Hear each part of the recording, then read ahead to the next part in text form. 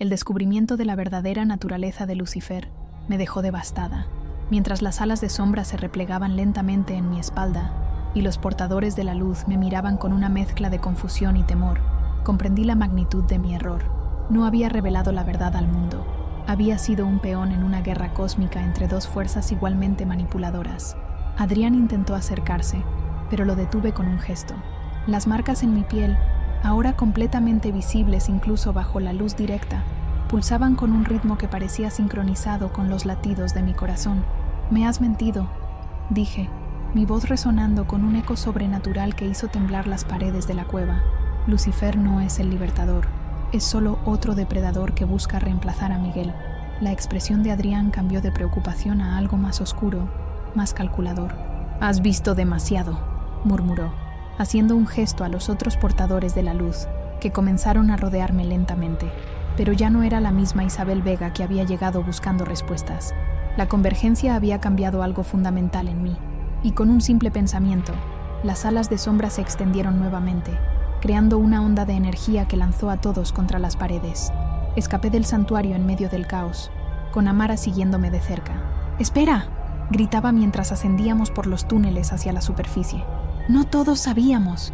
Algunos de nosotros fuimos engañados igual que tú». Cuando finalmente emergimos bajo el cielo nocturno, me detuve. Las estrellas parecían diferentes ahora, como si pudiera ver más allá de ellas, hacia las dimensiones que ocultaban. «¿Qué soy ahora?», pregunté, más para mí misma que para Amara. Ella me miró con sus ojos cambiantes, ahora de un azul profundo que reflejaba el firmamento. «Eres algo nuevo», respondió. «Ni vaso ni testigo. Has absorbido conocimiento de ambos lados del conflicto.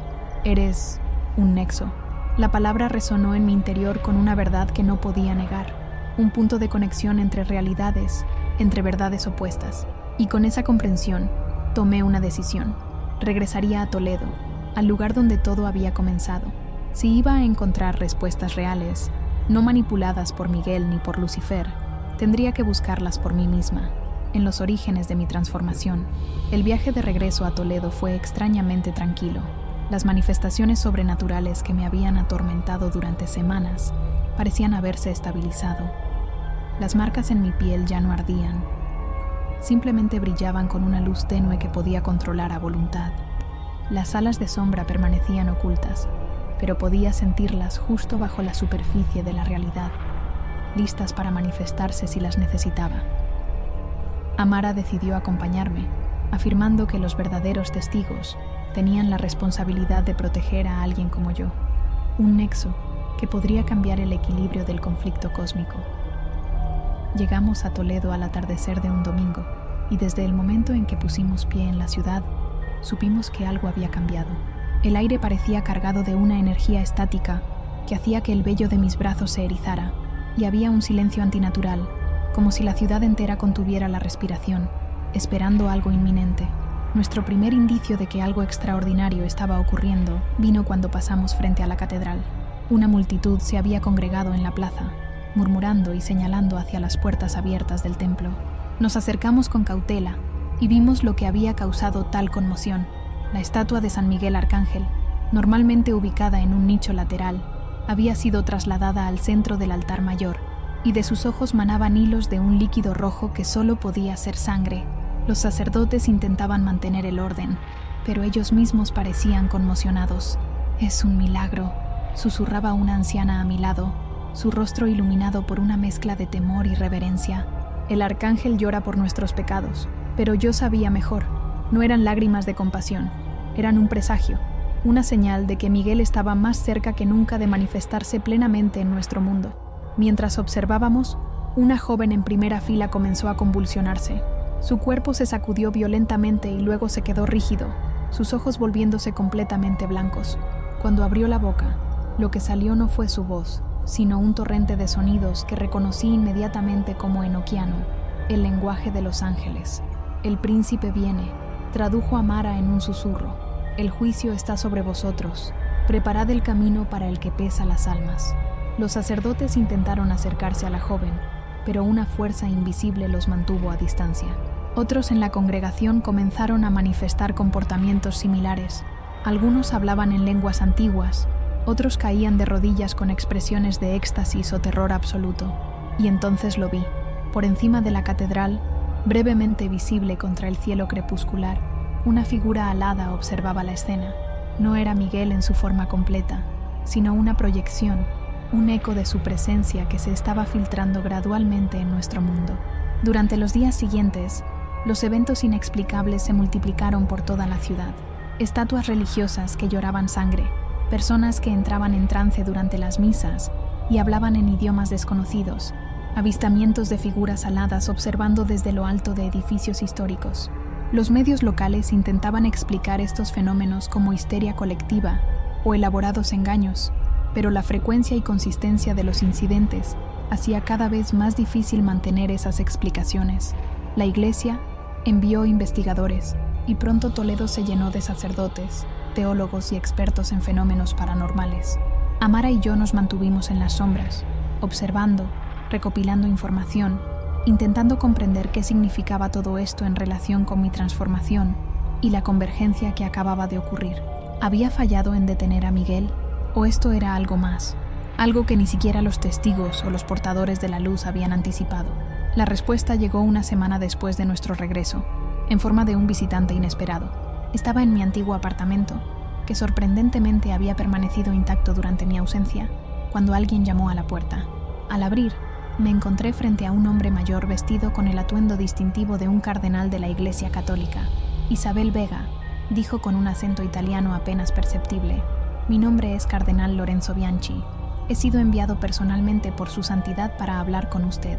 Sentí que las marcas en mi piel reaccionaban a su presencia, no con dolor, sino con un hormigueo de reconocimiento. Este hombre no era un simple enviado. Había algo más en él, algo que resonaba con la parte de mí que había sido transformada. Lo invité a entrar, consciente de que Amara observaba desde la habitación contigua, lista para intervenir si fuera necesario. El cardenal Bianchi rechazó mi oferta de té o café, sentándose rígidamente en el borde de mi sofá. «Iré directo al punto, señorita Vega», dijo, sus ojos grises estudiándome con una intensidad inquietante. La Iglesia siempre ha sabido la verdad sobre los arcángeles, especialmente sobre Miguel. Lo que está ocurriendo en Toledo no es nuevo para nosotros. Ha sucedido antes, aproximadamente cada 1000 años, siempre precediendo la manifestación completa del que llamamos el príncipe de la milicia celestial. Hizo una pausa, como evaluando mi reacción. Pero Miguel no es lo que la doctrina pública enseña. No es el protector de la humanidad contra las fuerzas del mal. Es algo más antiguo, más terrible. Su verdadera función no es defender a los humanos, sino mantenerlos bajo control a través del miedo y la devoción mal dirigida. Sus palabras confirmaban lo que había descubierto en fragmentos a lo largo de mi odisea, pero escucharlo de labios de un alto representante de la Iglesia le daba una nueva dimensión de horror. La oración a San Miguel que millones de fieles recitan, continuó el cardenal, fue compuesta por el Papa León XIII, después de una visión que tuvo en 1884. La historia oficial dice que vio demonios atacando la iglesia, pero la verdad es mucho más perturbadora. Lo que vio fue la verdadera naturaleza de Miguel, un ser de juicio implacable que ve a la humanidad no como hijos de Dios a proteger, sino como ganado a controlar. La oración no fue diseñada para invocar protección, sino para apaciguar, para mantener a Miguel satisfecho con nuestra sumisión, para retrasar su manifestación completa en nuestro mundo. El cardenal se inclinó hacia adelante, bajando la voz aunque estábamos solos. Cada 1000 años Miguel intenta cruzar completamente el velo entre los mundos, y cada vez el resultado ha sido catastrófico para la humanidad. La caída del Imperio Romano, la peste negra, las guerras mundiales, eventos que la historia atribuye a causas naturales o humanas, pero que en realidad fueron consecuencias de incursiones parciales de Miguel en nuestro plano de existencia. ¿Por qué me cuenta esto?, pregunté, aunque ya sospechaba la respuesta.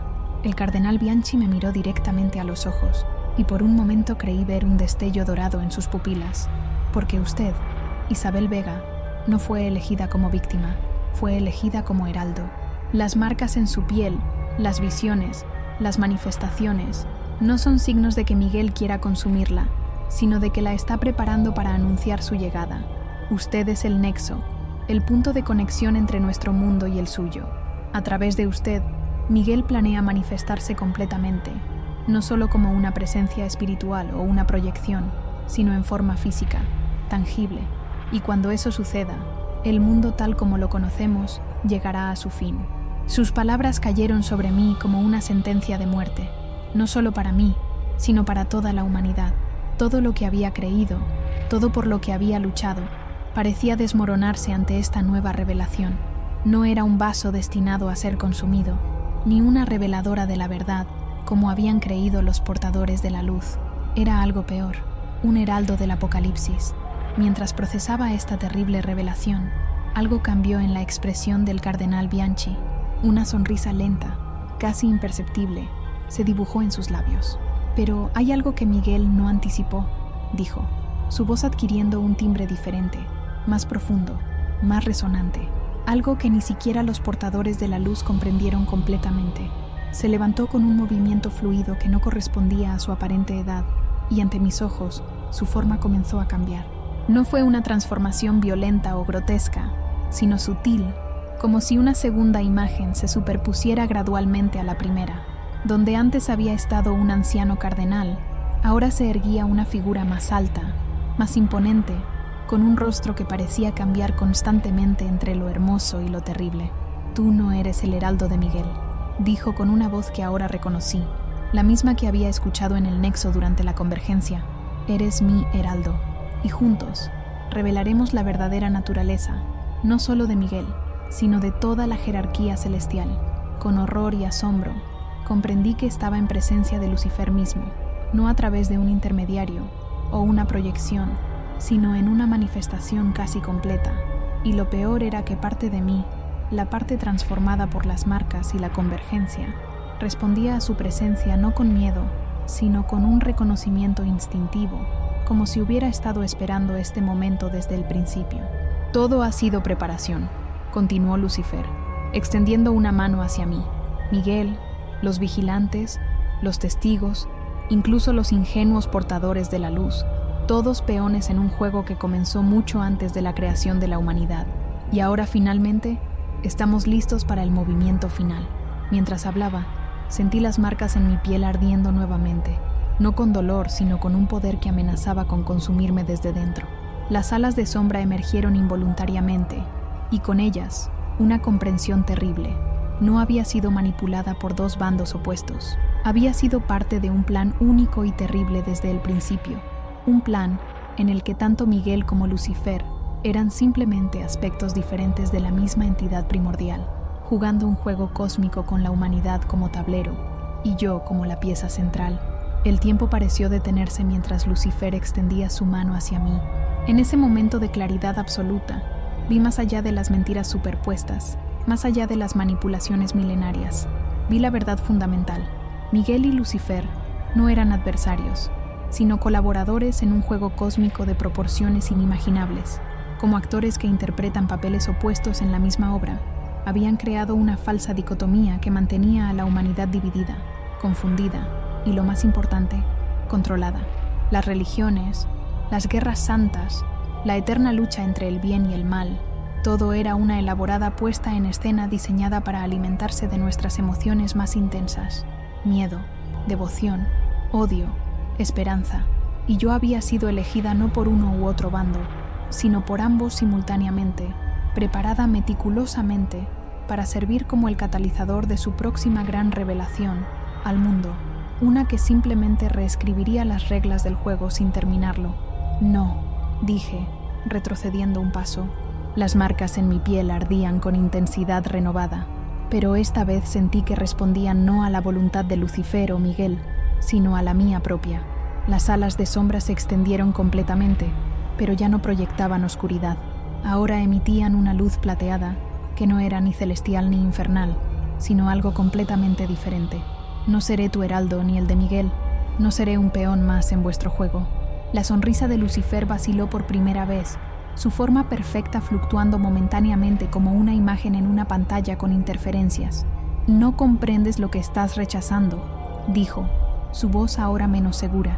«Te estoy ofreciendo poder más allá de lo que cualquier humano ha soñado, conocimiento que transformaría tu comprensión de la realidad misma». Sentí la tentación de su oferta.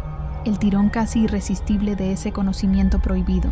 Pero también sentí algo más, la presencia silenciosa de Amara en la habitación contigua, y a través de ella, la conexión con todos los que habían sido manipulados antes que yo, todos los que habían resistido, todos los que habían buscado la verdad más allá de las mentiras cósmicas. «Comprendo perfectamente», respondí, mi voz resonando con una autoridad que no sabía que poseía. «Comprendo que tanto tú como Miguel os alimentáis de nosotros, que nuestra adoración y nuestro miedo son vuestro sustento, que la humanidad no es más que una granja para vosotros, y que cada 1000 años cambiáis las reglas solo para mantener fresca vuestra cosecha». Mientras hablaba, sentí que las marcas en mi piel cambiaban, los símbolos enoquianos transformándose en algo más antiguo, más fundamental. Ya no eran el lenguaje de los ángeles, sino algo que existía antes que ellos, un código primordial inscrito en la estructura misma de la realidad. Lucifer lo notó también, su expresión cambiando de confianza a algo que nunca esperé ver en un ser como él: incertidumbre.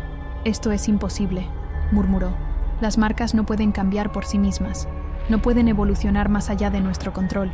Pero estaba sucediendo, y ambos lo sabíamos. Algo había despertado en mí, algo que ni Miguel ni Lucifer habían anticipado en sus planes milenarios. En ese momento, Amara entró en la habitación, sus propias marcas brillando en respuesta a las mías.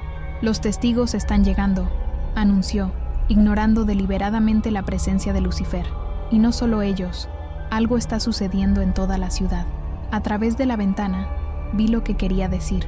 El cielo sobre Toledo se había oscurecido repentinamente, no con nubes de tormenta, sino con algo más denso, más intencional.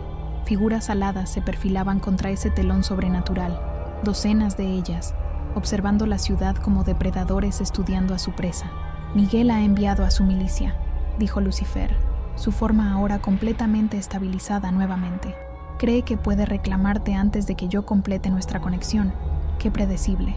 Sonrió, pero la sonrisa no llegaba a sus ojos cambiantes. Había algo más en su expresión, un cálculo frío, como si estuviera reconsiderando variables en una ecuación cósmica que de repente había desarrollado factores inesperados. Las calles de Toledo comenzaron a llenarse de gente, algunos corriendo presas del pánico, otros caminando con una determinación casi sonámbula hacia la catedral. Las campanas de todas las iglesias de la ciudad empezaron a sonar simultáneamente, aunque nadie las estaba tocando. El sonido no era el habitual llamado a misa, sino un ritmo más antiguo, más primitivo, que resonaba no solo en los oídos, sino en los huesos, en el alma misma. «Está comenzando», dijo Lucifer, y por primera vez detecté algo en su voz que parecía casi humano, miedo, la manifestación final. Miguel está forzando el proceso, rompiendo el ciclo antes de tiempo. Se volvió hacia mí, su hermoso rostro ahora intenso, urgente. «Tienes que elegir, Isabel. Ahora, conmigo o con él. No hay tercera opción. Si no eliges un bando, serás destruida en el fuego cruzado de nuestro conflicto». Pero mientras hablaba, yo sentía que sí había una tercera opción.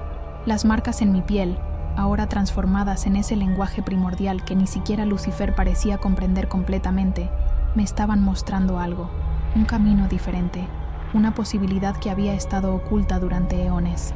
«Te equivocas», dije con una calma que contrastaba con el caos creciente fuera del apartamento. «Siempre ha habido otra opción, solo que ha estado oculta, enterrada bajo capas y capas de vuestras mentiras». Extendí mis brazos, y las alas de sombra respondieron, creciendo, cambiando, volviéndose más sustanciales. Ya no eran simples proyecciones, ahora tenían peso, presencia, realidad física.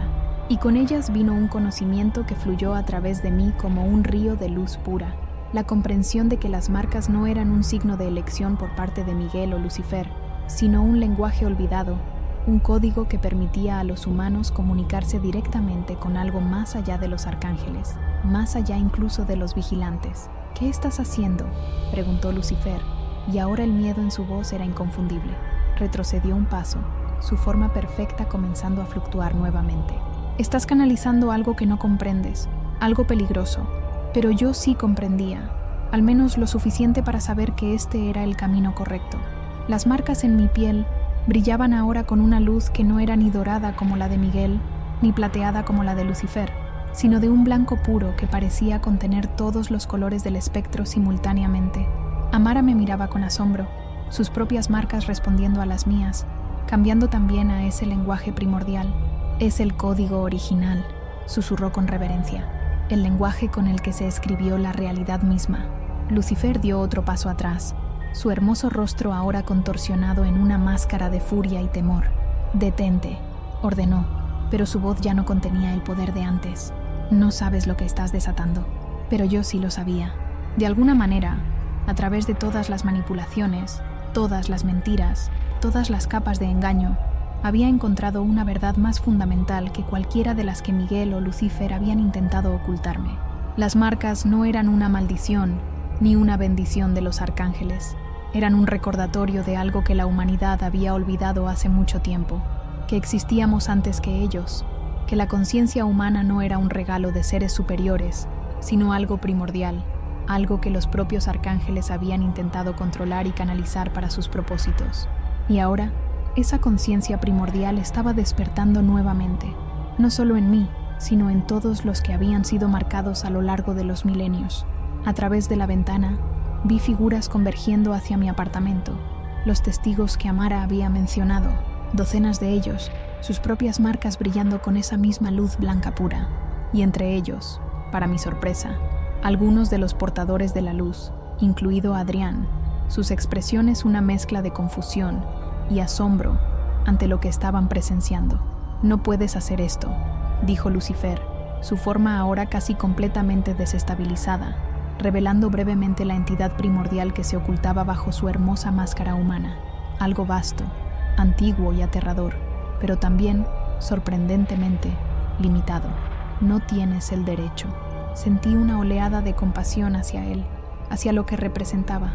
Un ser de inmenso poder, pero atrapado en patrones de pensamiento y comportamiento tan antiguos que ya no podía concebir alternativas.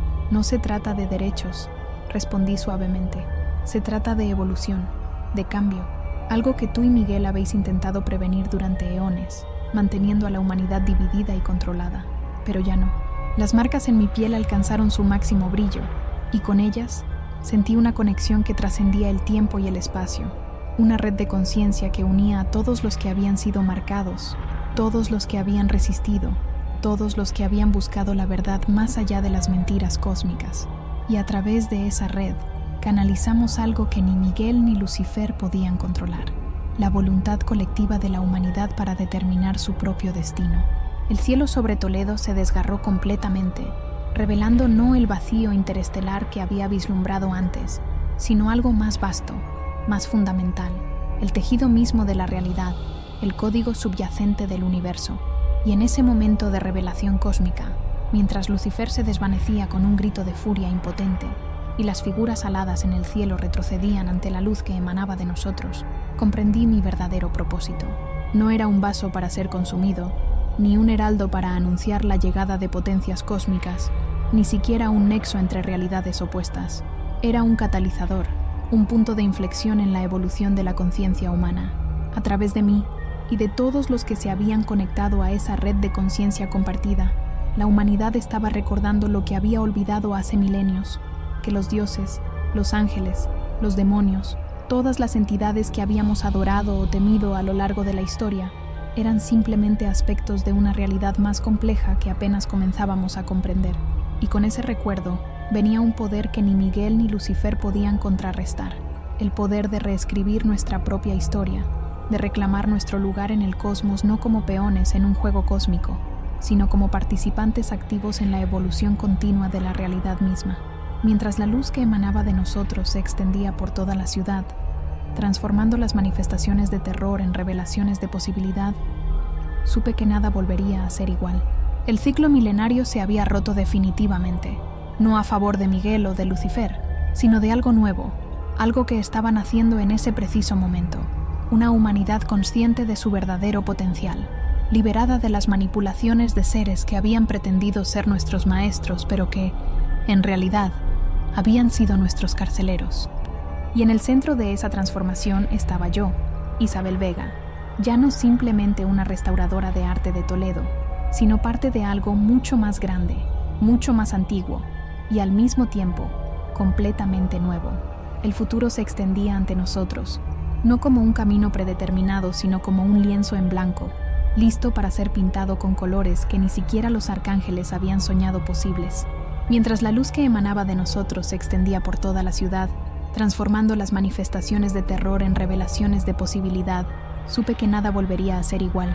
El ciclo milenario se había roto definitivamente, no a favor de Miguel o de Lucifer, sino de algo nuevo, algo que estaban haciendo en ese preciso momento, una humanidad consciente de su verdadero potencial, liberada de las manipulaciones de seres que habían pretendido ser nuestros maestros, pero que, en realidad, habían sido nuestros carceleros. Y en el centro de esa transformación estaba yo, Isabel Vega, ya no simplemente una restauradora de arte de Toledo, sino parte de algo mucho más grande, mucho más antiguo y al mismo tiempo completamente nuevo.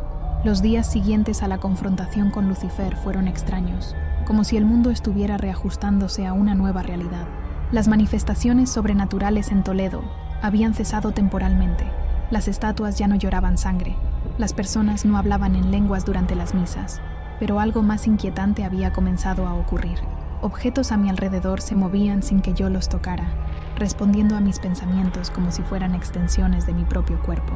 La primera vez sucedió mientras desayunaba en mi apartamento. Pensé en tomar la taza de café, y ésta se deslizó suavemente hacia mi mano antes de que pudiera alcanzarla. Asustada, me aparté de la mesa, solo para ver cómo varios objetos pequeños, un libro, un bolígrafo, mis llaves, comenzaban a levitar ligeramente, pulsando al ritmo de mi corazón acelerado. Cuando logré calmarme, los objetos volvieron a su lugar, pero la revelación era innegable. Algo fundamental había cambiado en mí. Amara, que había decidido quedarse en Toledo para ayudarme a comprender mis nuevas capacidades, observaba estos fenómenos con una mezcla de fascinación y preocupación. Es consecuencia de la convergencia, explicó mientras me ayudaba a practicar el control sobre estos poderes emergentes. Las marcas han evolucionado más allá de su propósito original. Ya no son simplemente conductos para Miguel o Lucifer, ahora son canales directos al código subyacente de la realidad. Pero había algo que Amara no mencionaba, algo que yo podía ver en sus ojos cambiantes cuando creía que no la observaba. Miedo, no miedo a mis nuevos poderes, sino a algo más, algo que ella percibía pero no se atrevía a nombrar. Y pronto descubrí qué era. Cuando accidentalmente rocé su mano durante una de nuestras sesiones de práctica, fui inundada por imágenes de su pasado, su vida antes de ser marcada, el momento de su transformación, sus siglos como testigo. No eran simples visiones, era como si yo hubiera vivido esos momentos, como si pudiera sentir cada emoción, cada pensamiento que ella había experimentado. Esta nueva habilidad se manifestó nuevamente cuando salí a la calle por primera vez desde la confrontación.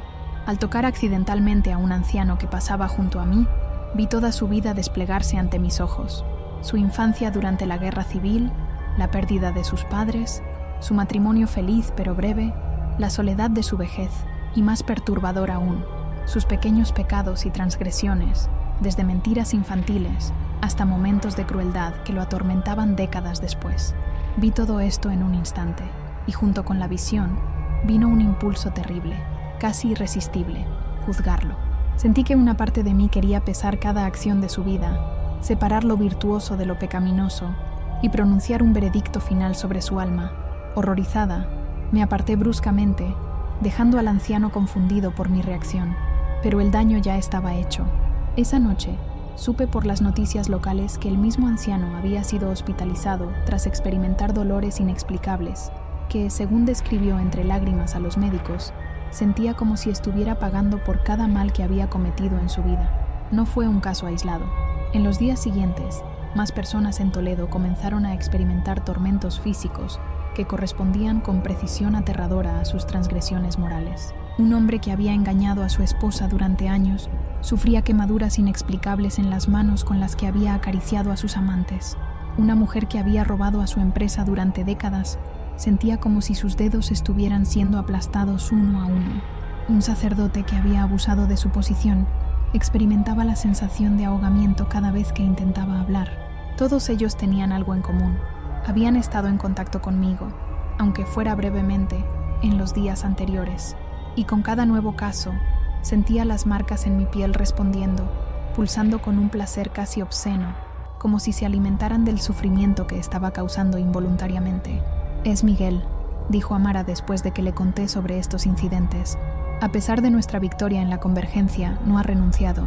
Está usando las marcas de una manera nueva. Me explicó que tradicionalmente, Miguel juzgaba a las almas después de la muerte, en lo que las tradiciones religiosas habían conceptualizado como el purgatorio, un estado intermedio donde las almas eran purificadas a través del sufrimiento antes de poder acceder al paraíso. Pero ahora está intentando crear un purgatorio en la tierra, usando tu cuerpo como ancla, como punto de manifestación. Cada vez que usas tus nuevos poderes, especialmente la capacidad de ver el pasado de las personas, abres un canal para su influencia. Estás convirtiéndote en su instrumento de juicio, pero no para los muertos, sino para los vivos. La idea era tan aterradora como plausible. Explicaba por qué cada uso de mis poderes me dejaba con una sensación de frío interior, como si algo de mi humanidad se desvaneciera, reemplazada por algo más antiguo, más implacable. Desesperada por entender mejor lo que estaba sucediendo, busqué respuestas en los textos que habíamos recopilado, los fragmentos del Codex Angelorum, los manuscritos de los testigos, incluso algunos de los escritos de los portadores de la luz que había logrado traer conmigo. En ellos encontré referencias a un concepto perturbador, la divinización corrupta. Según estos textos, los arcángeles no habían sido creados como seres divinos, habían evolucionado a partir de entidades más primitivas que a lo largo de eones habían absorbido tanto poder y adoración que eventualmente se habían convencido de su propia divinidad. Miguel, en particular, había comenzado como un simple mensajero, un intermediario entre dimensiones. Pero su papel como juez de almas le había dado acceso a un tipo particular de energía, la culpa humana, el remordimiento, el miedo al castigo divino. Y se había alimentado de esa energía hasta convertirse en algo monstruoso, algo que ya no servía a ningún propósito cósmico más allá de su propia perpetuación. Esta revelación coincidió con un incidente que confirmó mis peores temores. Durante una noche particularmente difícil, cuando el dolor de las marcas se había vuelto casi insoportable, tuve una visión, o quizás fue más que eso, una experiencia directa, de Miguel en su dominio. No era el cielo, ni siquiera un plano superior de existencia. Era un reino construido enteramente de sufrimiento humano, un vasto paisaje de almas atormentadas, cuyo dolor alimentaba directamente a Miguel, haciéndolo crecer, expandirse, volverse más poderoso con cada grito de agonía. Y lo más perturbador, no había ningún propósito superior para este sufrimiento. No era purificación, no era justicia cósmica, era simplemente alimento, combustible para un ser que se había vuelto adicto al poder que le daba juzgar la virtud humana. Miguel no servía a Dios, se había convertido en un Dios por cuenta propia, un Dios hambriento y corrupto, cuyo único propósito era perpetuar el ciclo de juicio y tormento que lo sostenía. Cuando compartí esta visión con Amara, su expresión se volvió grave. Esto confirma lo que algunos testigos han sospechado durante siglos, dijo. Miguel no es un servidor de la justicia divina, es un parásito cósmico que ha encontrado una forma particularmente eficiente de alimentarse de la energía humana. Me explicó que las religiones habían sido manipuladas a lo largo de milenios para reforzar esta dinámica, la idea del pecado, la culpa constante, el miedo al castigo divino, todo diseñado para crear un flujo constante de la energía específica que Miguel necesitaba. Y ahora, a través de ti, está intentando llevar su dominio directamente al mundo físico, un purgatorio en la tierra, donde podrá juzgar y alimentarse de los vivos, no solo de los muertos. La implicación era clara y aterradora. Si Miguel tenía éxito, la humanidad entera se convertiría en una granja de sufrimiento, un cultivo perpetuo de la energía que él ansiaba. Pero había algo más, algo que descubrí casi por accidente mientras experimentaba con mis nuevos poderes. Durante un momento de intenso dolor causado por las marcas, me corté accidentalmente con un cuchillo de cocina. Para mi asombro, la herida se cerró instantáneamente, la piel regenerándose ante mis ojos. Experimenté con otras pequeñas heridas y descubrí que todas sanaban de inmediato. Esta capacidad de autocuración parecía ser otra manifestación de mi conexión con el código subyacente de la realidad, pero había un patrón perturbador. Cada vez que me curaba, las marcas se expandían ligeramente y sentía una oleada de frío interior, como si mi humanidad estuviera siendo gradualmente reemplazada por algo más. Y lo más inquietante, después de cada curación, otra persona en Toledo experimentaba un nuevo tormento correspondiente a sus pecados. Era como si el precio de mi invulnerabilidad física fuera la transferencia del sufrimiento a otros, un intercambio perverso que servía perfectamente a los propósitos de Miguel. En un momento de claridad dolorosa, comprendí la verdadera naturaleza de lo que estaba sucediendo. No estaba simplemente siendo usada como un conducto o un ancla para el poder de Miguel. Estaba siendo transformada en Miguel. Cada uso de mis poderes, cada manifestación sobrenatural, cada curación milagrosa, me acercaba más a convertirme en una extensión perfecta de su voluntad en la tierra. Las marcas no eran solo símbolos o conductos, eran un virus cósmico, reprogramando gradualmente mi ser para convertirme en un nuevo tipo de entidad, un juez viviente, un instrumento de tormento que caminaría entre los humanos, tocándolos, viendo sus pecados y condenándolos a sufrir un purgatorio en vida. Y lo más aterrador era que una parte de mí, una parte que crecía con cada manifestación de poder, encontraba satisfacción en este papel, disfrutaba del poder de juzgar, de ver las transgresiones ocultas y administrar el castigo correspondiente. Era como si mi humanidad estuviera siendo gradualmente borrada, reemplazada por la esencia fría e implacable de Miguel. Esta comprensión me llevó a una decisión dolorosa pero necesaria. Tenía que encontrar una manera de contener estos poderes, de resistir la transformación que Miguel estaba intentando imponer sobre mí. No podía simplemente rechazar las marcas o los poderes que me habían otorgado. Eran parte de mí ahora, integrados en mi ser a un nivel fundamental, pero quizás podía redirigirlos, transformarlos en algo diferente a lo que Miguel había previsto. Si las marcas eran realmente un lenguaje primordial, un código que podía reescribir la realidad, entonces tal vez podía aprender a hablar ese lenguaje por mí misma, a usarlo no para juzgar y condenar, sino para algo más, algo que Miguel nunca había considerado.